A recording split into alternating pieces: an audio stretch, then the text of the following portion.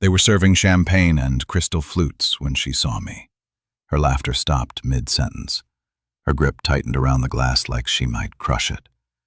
And then she blinked like her brain couldn't trust her own eyes. But it was me. Of all people, of all places, of all nights, it had to be me. I didn't move. I didn't smile. I just stared, letting her drown in the moment.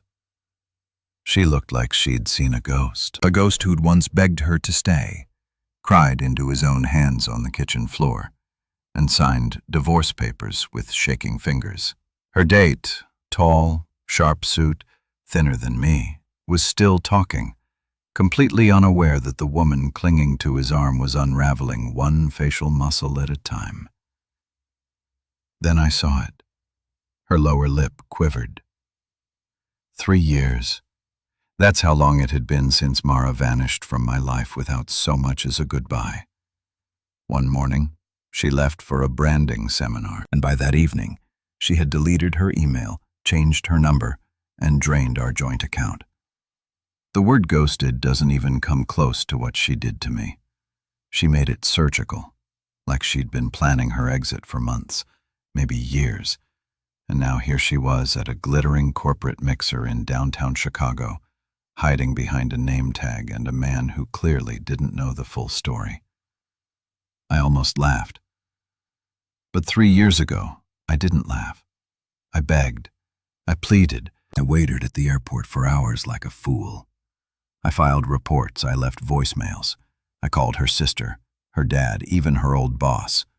I checked hospitals. I walked the streets at night wondering if she'd been kidnapped. That was my first theory. My second theory was uglier. She left because I wasn't enough. Too quiet, too soft, too predictable, too me.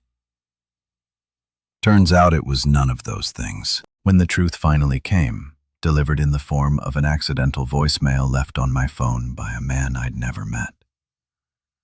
It was worse than I imagined. She wasn't missing. She was in Miami. With him. The voicemail was short, just her laughing and his voice saying, "He's probably still feeding your damn cat." I had been. Anyway, that was a long time ago. Tonight was different. Tonight, I didn't look like the man she left behind. I didn't sound like him, and judging by the way her eyes darted nervously to the nearest exit, I didn't feel like him either. For once, I wasn't the broken one in the room. And yet, she was the one shaking. Funny how life works. What she didn't know, what no one in that room knew, was that I wasn't just some ex-husband crashing a cocktail party. I was on the guest list, and she was about to find out why. I didn't walk toward her. That would have been too easy too. No, I let the moment breathe. I let her heart pound, her throat tightened, her brain run circles around the decision she made 3 years ago. Her date must have noticed something. He looked at her confused, leaned in to ask if she was all right. She nodded too quickly, one of those jerky nods people do when they're lying through their teeth. I turned away and walked casually to the bar like she didn't matter, like I hadn't spent over 1,000 nights wondering where she went, what she felt, whether I was just some checkpoint on her personal map of self-discovery. I ordered sparkling water and leaned on the counter just far enough to keep her in my peripheral vision. She kept glancing over. I knew that look. It was the same one she gave me years ago when she got caught deleting texts in the bathroom, pretending it was nothing, masking guilt with bad posture and too much blinking. And just like back then, she underestimated me. The man with her, he was important. That was obvious. People approached him, laughed a little too hard at his jokes, handed him business cards with both hands. I didn't recognize him until someone whispered his name during a toast. Lennox Delaney. almost choked. The same Lennox who at the time of our divorce ran one of the marketing firms that merged with Mara's old agency. I'd seen his name once buried deep in an email thread she forwarded me when she forgot to scrub her inbox before ghosting. I remembered because it sounded like a name someone made up for a luxury watch. So, that was it. That's who she ran off with. Or maybe it wasn't immediate, but it didn't matter. The dots connected now, clearer than ever. She wasn't just reborn in Miami with a new man. She traded up. And here's the delicious part. He had no idea who I was. To him, I was just another blazer in the crowd, a name tag, a handshake. But to her, I was a living file cabinet of secrets she probably hoped never to reopen. Her hands were shaking when she finally made her way to the bar. Not immediately. She waited 10, maybe 15 minutes. But eventually the gravity pulled her in. "Elis," she said quietly. Her voice was softer than I remembered. Not like a whisper, more like a memory learning how to speak again. I didn't turn to her right away. I took a sip, set the glass down, then met her eyes.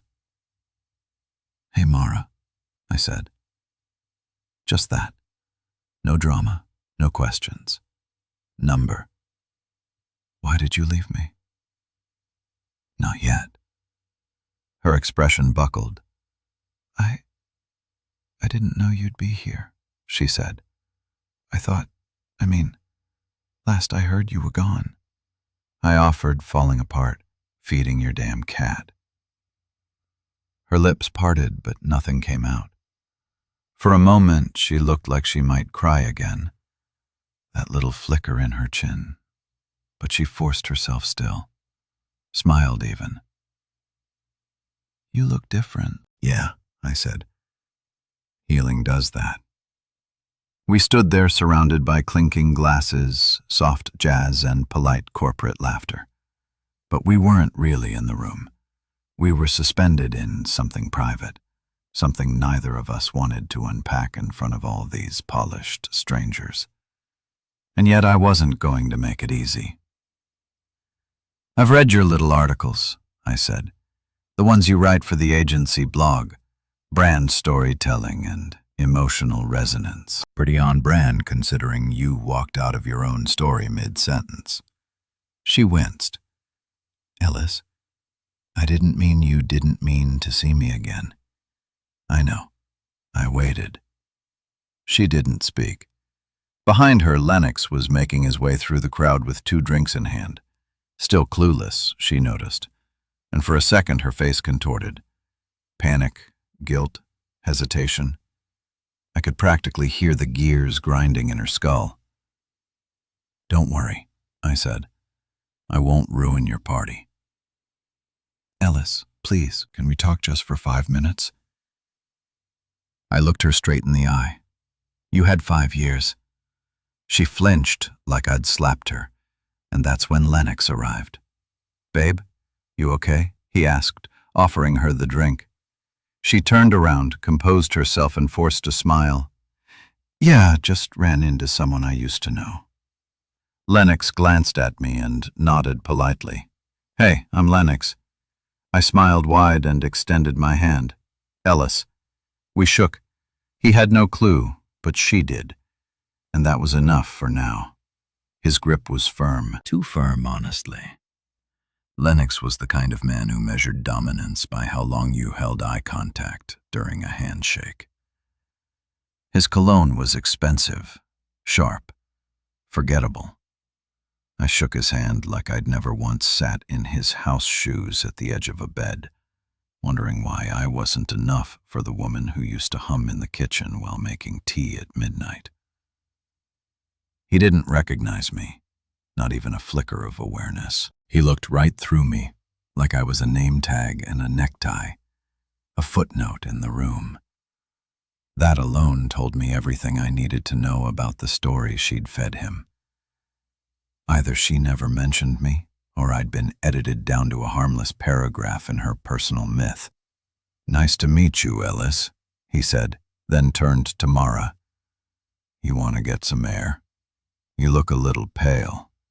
"I'm fine," she whispered, not looking at him. I wanted to laugh, not because it was funny, but because the absurdity of it all was finally so loud it demanded release. Here was the man she disappeared for standing in front of me, and he was more concerned with the weather than the hurricane spinning inside the woman next to him. I gave them a gracious smile and stepped away. Didn't want to press too hard too soon. Let the tension ferment. Let her panic simmer. I made my way back through the crowd, taking my time, and found a quiet corner table near the floor-to-ceiling window that overlooked the city. I pulled out my phone, opened the private notes app one hadn't touched in almost a year. It was still there. Every detail, every bank transfer, every date, every message the investigator sent me, the screenshots, the travel logs. The day she flew to Fort Lauderdale with no return ticket while texting me, she was stuck in meetings in Milwaukee. The photos of her and Lennox at a spa in Naples, Florida, less than 48 hours after she'd left.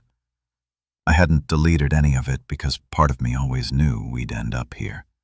Not physically, not literally in a hotel ballroom with crystal chandeliers and shrimp cocktails, but face to face eventually, because people like her don't vanish. They migrate. They reinvent. They hope the past never follows them, but I always knew I would. 10 minutes later, I felt her presence before I saw it. She approached the table slowly like she was entering a courtroom instead of a corporate mixer. No more mask, no more fake smile. Just the real Mara under fluorescent light with nowhere left to run. "Is this really what you came for?" she asked. No anger, just exhaustion. "No," I said, "but I'm not going to waste it."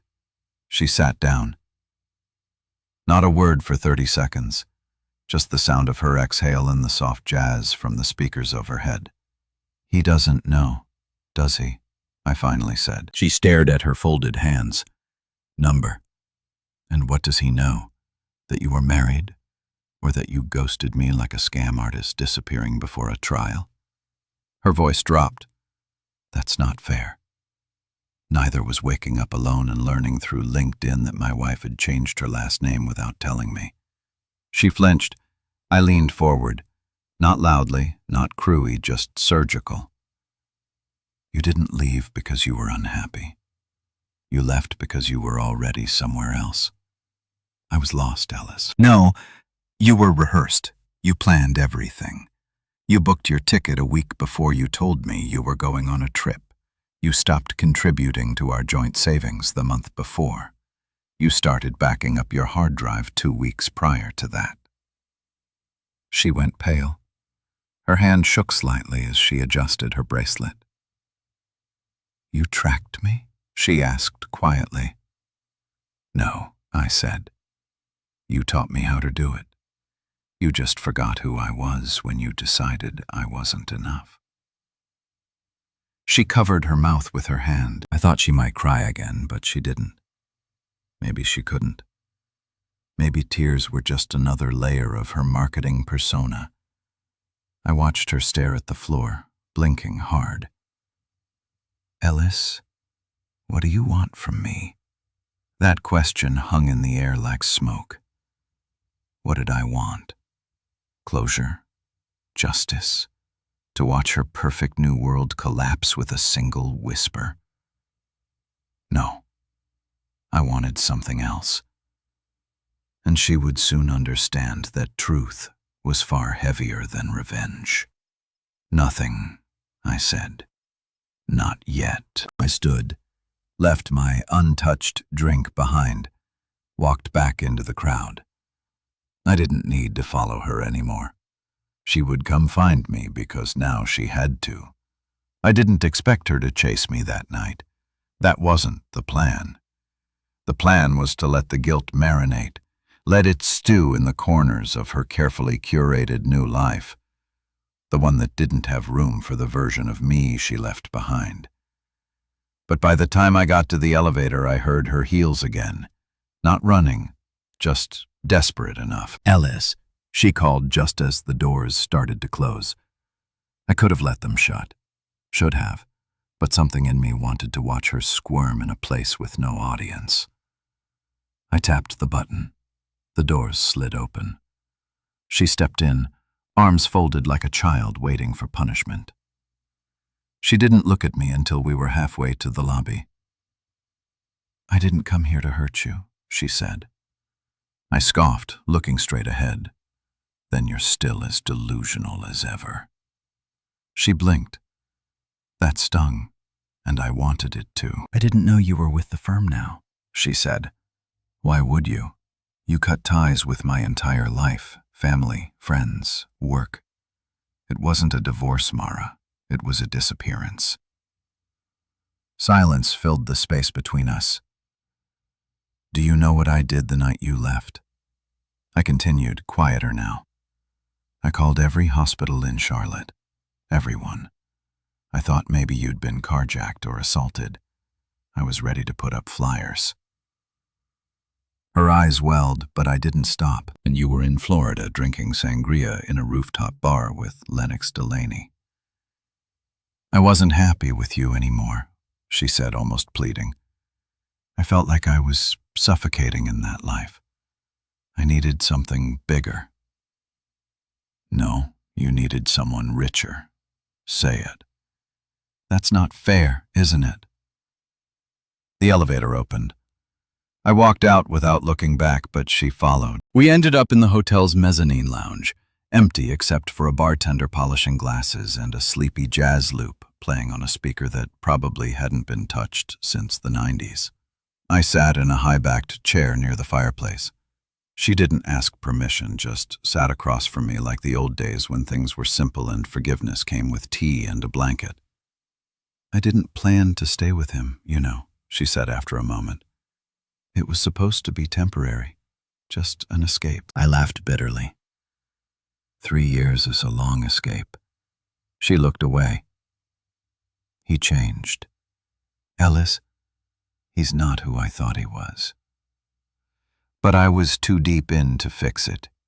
I told myself I deserved what I got. "And what did you get?" Her lips parted, but no words came. That told me everything. "You want to know the real irony?" I said, leaning in. "This job, the one that brought me here, it only exists because of the acquisition Lennox's firm made last year. You practically funded my promotion by proxy." She looked stunned. "I've been in your life this whole time, Mara, just behind the curtain, reading reports with your name in them, watching campaigns you led fail, and quarterly reviews. I've seen the cracks, and now I'm in the room." Her shoulders sank. She looked tired, not just from the night, but from the weight of everything she'd been avoiding. "I'm sorry, Ellis," she whispered.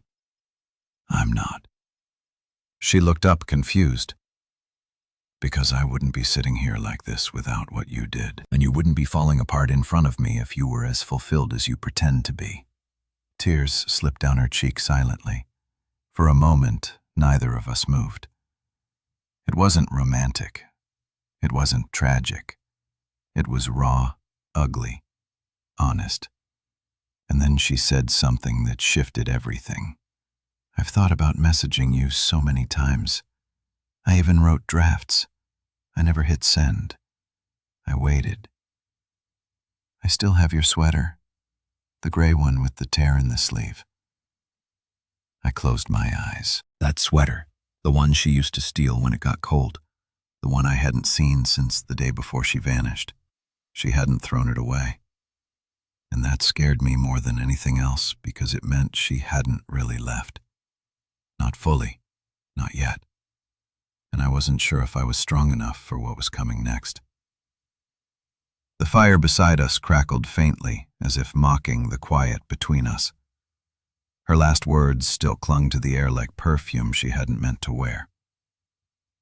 "I still have your sweater." It should have meant nothing. A piece of fabric. A relic. But in that moment it landed like a loaded confession, breaking past every defensive wall I thought I'd built in her absence. I didn't respond right away. I leaned back, trying to act unaffected, but my mind was spinning faster than I could mask. Why did she keep it? Why admit that now? Did she want redemption? Or was this guilt searching for a safe landing? Why are you telling me that? I finally asked, not looking at her. She didn't speak for a second. Then, because I never stopped remembering you. I almost laughed. You forgot me just fine when you walked into his arms. You forgot me the minute you wiped our calendar, sold your ring, and flew off with the account password. Her face crumpled slightly, but I didn't stop. I lived in silence for months. I came home every day to a cat who kept sniffing the front door like you might walk through it. I threw out your toothbrush 3 weeks after the toothpaste had dried into cement. I deleted your voice from my phone because it made me sick to hear it. And now you're sitting here telling me you remember a sweater. She swallowed hard and looked down at her hands. I didn't know how to come back. You didn't try. I thought you'd hate me. I did. I stood. I didn't mean to. My legs moved before my brain did. Part of me wanted to leave to break the pattern, but another part couldn't step away from the fire just yet. Not when she was finally bleeding truth. She didn't stop me, just sat there quiet, accepting. And that made it worse. So I asked her the one question I had buried under everything else. Did you ever love him the way you once loved me? She looked up slowly. Her face was pale, her eyes darker now, rimmed with something that wasn't quite regret, more like shame, finally waking up from a 3-year nap. No, she said. I loved how he made me feel. Powerful, desired, seen, but not safe, not real. I never loved him like I loved you. It didn't feel like victory. It felt like salt poured over a wound that had almost scarred over. My eyes burned, but I held it back. I had cried enough over this woman to fill oceans. And then she added something I didn't expect. I tried to leave him 2 months ago. I packed a bag. I even booked a hotel. He found out. He made it difficult. And I stayed. My stomach twisted. Difficult? How? She hesitated. That pause, it said more than she meant it to. I saw the flicker in her expression, that small tell I used to catch when she was lying about something minor, buying another pair of shoes, skipping lunch, hiding an email. But this wasn't minor. I sat back down slowly. Mara, has he hurt you? She didn't answer, just looked away and wiped at her eye. I felt a cold grip wrap around my spine. Not pity, not protection. Something older, angrier. That man had stolen everything from me. And maybe now her, too. How long has it been like that? I asked. Her voice came out like glass. It started when I told him I wanted space. He accused me of cheating with you. He said, I never fully left you. I shook my head in disbelief. You left me for him, and now he thinks you never did. I made a mess of everything. She said I was stupid. I thought I was taking control, but all I did was build a prettier cage. My fists clenched without me realizing. I looked around. The lounge was still quiet. The bartender was watching a muted baseball game. No one else paid us any mind. Just us, in the weight of too many bad decisions. You should leave him, I said. Her lip trembled. I've tried. Then try harder. You don't understand it. No, you don't understand, I snapped. You burned down a marriage for a man who turned out to be a different kind of prison. You don't get to cry about it and pretend it's fate. This is what you chose, Mara." She stared at me for a long time, and then something shifted in her eyes, a flicker of defiance, of tired bravery. "I want out," she said. I said nothing. "I don't want to stay with him. I don't want to be this person anymore, but I can't do it alone." She was asking me for help after all of it. And I knew what I should say. Number, walk away. Let her face the fallout of her own storm. But I also knew something else. She wasn't lying. And whether I wanted to admit it or not, I wasn't done with this story. Not yet. I didn't give her an answer right away. She sat there silently, holding her breath, eyes red-rimmed but determined, as if waiting to hear whether I would throw her a rope or let her drown. But I wasn't interested in being anyone's lifeline, not again, not for her. "I'm not the same person you left behind," I finally said. "You don't get to ask me for help just because the replacement turned into a monster." She flinched, but I kept going. "And don't confuse this with some Hollywood arc where we rediscover each other. You didn't come here looking for me. You came here running from him." She nodded slowly, and to her credit, she didn't try to argue. She just whispered, "Yes." I stood and walked to the bar, trying to collect myself. The night had spiraled far beyond awkward into something jagged, something dangerous. I wasn't sure which part disturbed me more. The fact that she was trapped with a man like Lennox, or the part of me that still wanted to fix it, like some bleeding heart idiot who hadn't learned a damn thing. When I returned, she was checking over her shoulder, scanning the lounge like she expected him to appear any second. The way she kept her shoulders tight, her posture low. It wasn't guilt anymore. It was fear, real, raw, bone-deep fear. And suddenly this wasn't about my ego. It wasn't about what she did to me. It was about what he might be doing to her. "Tell me everything," I said. And she did. For the next 20 minutes, she unfolded her life like a confession she'd never dared whisper before. At first, it started small, controlling her wardrobe, critiquing her weight, making snide comments about her friends. Then the phone checking started. Then the GPS tracking. Then the emotional detonations, him flipping tables, screaming in hotel rooms, apologizing with expensive jewelry the next day. "You'd think I would have seen it coming," she said, voice breaking. "But he's polished like one of those politicians that looks clean until the cameras turn off. It always happens behind closed doors."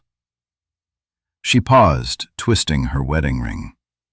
Yes, his ring on her finger. I tried leaving once, packed everything, took cash, made it to a motel. But within 12 hours, he found me.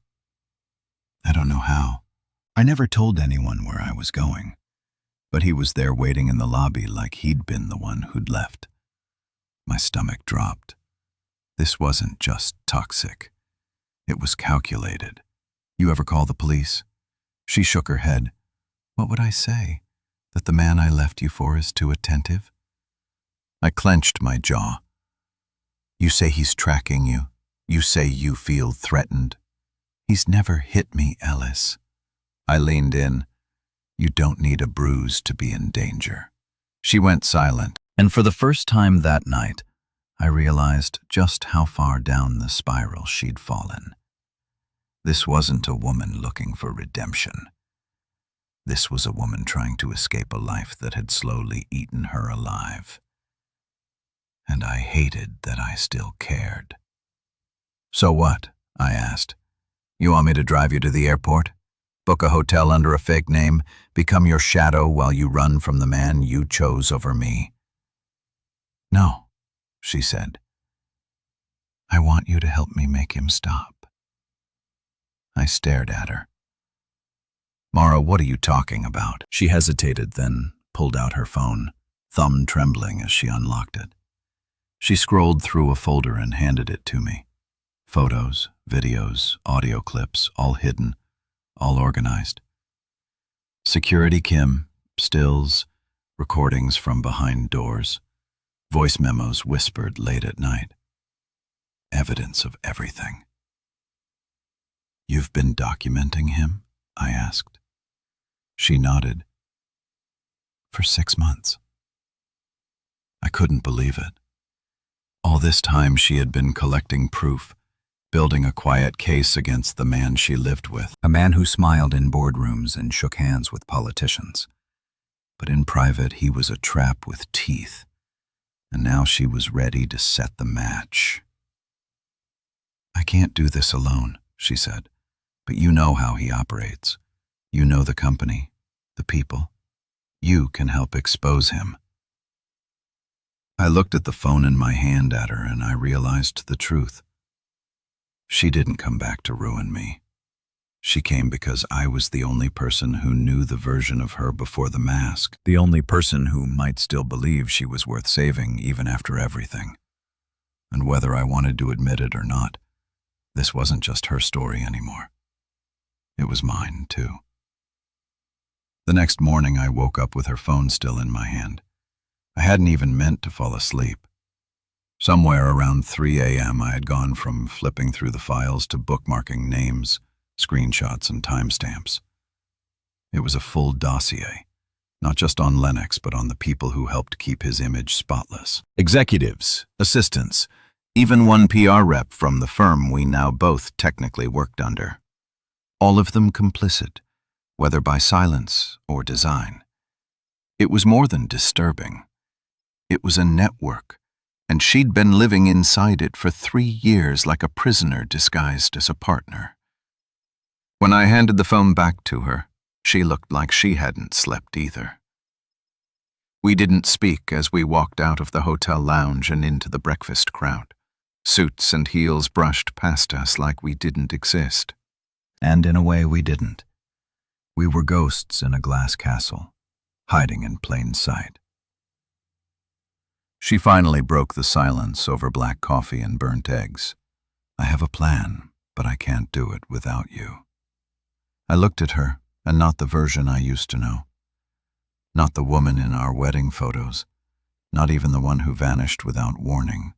This Marlo was sharper, broken in the way diamonds are cut. "You really think I want to play co-conspirator with my ex-wife?"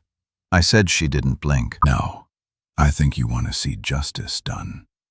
And I think a part of you still wants to know why I left the way I did." That stopped me because, if I was being honest, I'd never stopped asking that question. Even now, after everything, there was a rotten core of curiosity still lodged under my ribs. I gave her a nod. Not a yes, not a commitment, just a crack in the wall.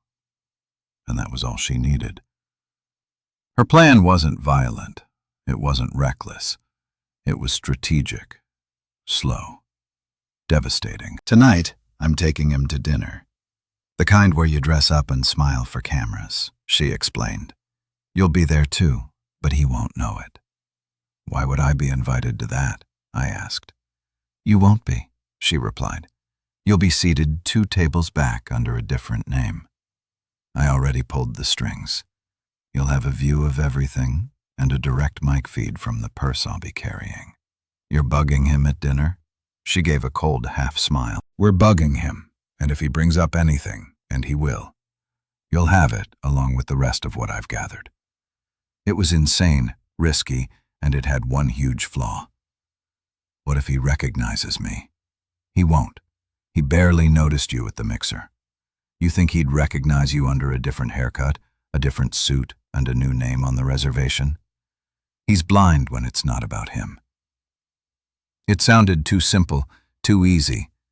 But then again, sometimes the biggest monsters stumble over small stones. That night came too fast.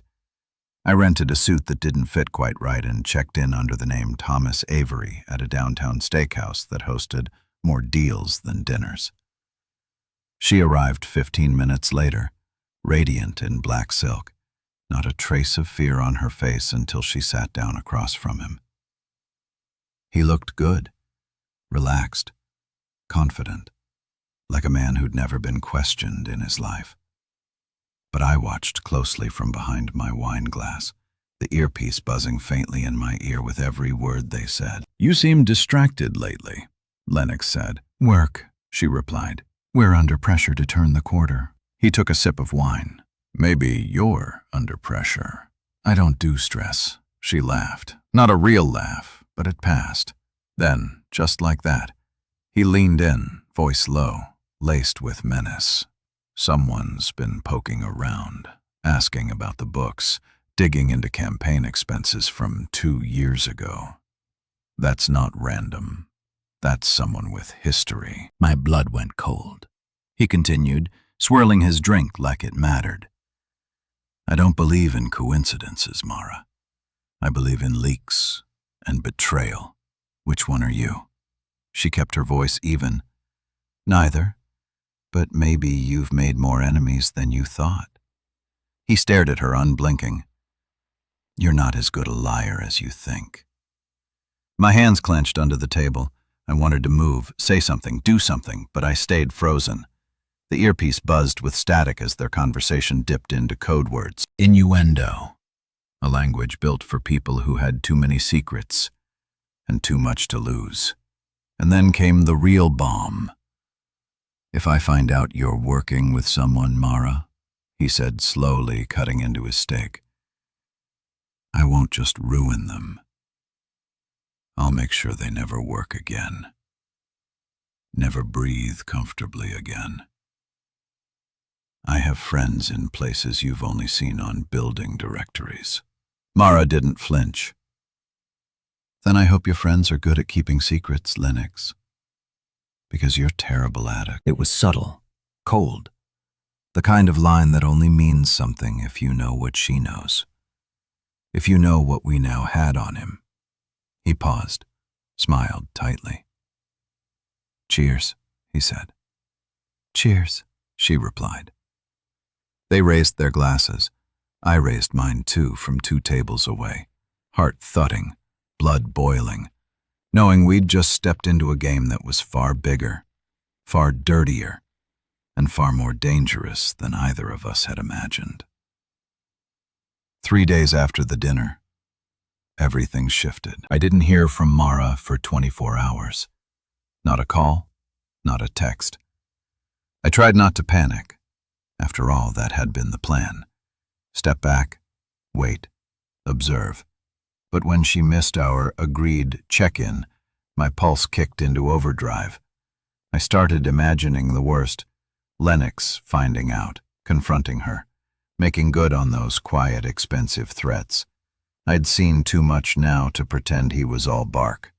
But then, just as I was about to leave the apartment, she appeared at my door. No makeup, hoodie, hair pulled back, and eyes locked with mine like steel. "It's time," she said. She didn't need to say more. We drove in silence to the firm's headquarters, a towering glass palace in the middle of the financial district. She walked in first, head high, stride steady. I followed 10 minutes later, separate entrance, just like we planned. No one even blinked. We were invisible and everywhere at once. Inside the boardroom, the senior partners were mid-presentation when the door opened and Mara stepped in without knocking. "Sorry to interrupt," she said calmly, "but I have something urgent." The room fell still. A few phones went down, a few brows raised. Lennox, seated at the head of the table, slowly turned toward her. "Mara," he said, smiling that shallow, poisonous smile. "Now's not the time." She dropped a flash drive on the table. "I think you'll want to make time." I stood near the back, silent, my presence unnoticed until the screen lit up with video. Footage she'd captured from his threats, audio from the dinner, logs of financial abuse, tracking apps, invoices tied to illegal surveillance software. The silence turned glacial. And then Lennox spoke, the first crack in his voice I'd ever heard. "Are you insane?" "No," she said. I'm finally done pretending I'm not. And with that, she dropped the final file, one I hadn't seen. A statement. Her formal whistleblower report, complete with timestamps and backing signatures. She hadn't just gathered evidence. She'd coordinated with legal, with HR, with federal authorities. The board turned on him so fast I almost felt bad. Almost. By the time security was called, not for her, but for him, Linux was sputtering nonsense, pointing fingers at shadows. The man who once controlled rooms with charm and intimidation now looked like a child caught with matches. I watched as they escorted him out, his legacy unraveling one shocked executive at a time.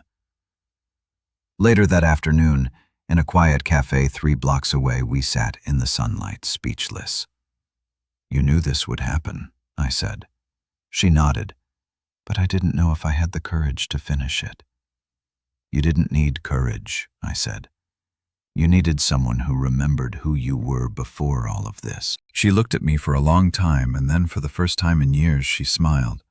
Not the performative one, not the one she wore for clients or photographers or men who thought they owned her. A real smile, free and unguarded. I'm leaving the city, she said, starting over. I want clean air, a quiet place, no masks. I nodded. You deserve that. She reached across the table and touched my hand. So do you. We didn't talk about getting back together. We didn't need to. Sometimes healing isn't about rebuilding the past.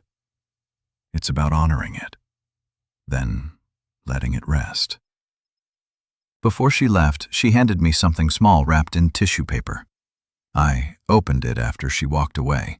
The gray sweater folded clean, still with the tiny tear on the sleeve and tucked inside a note in her handwriting. Thank you for seeing me when I couldn't see myself.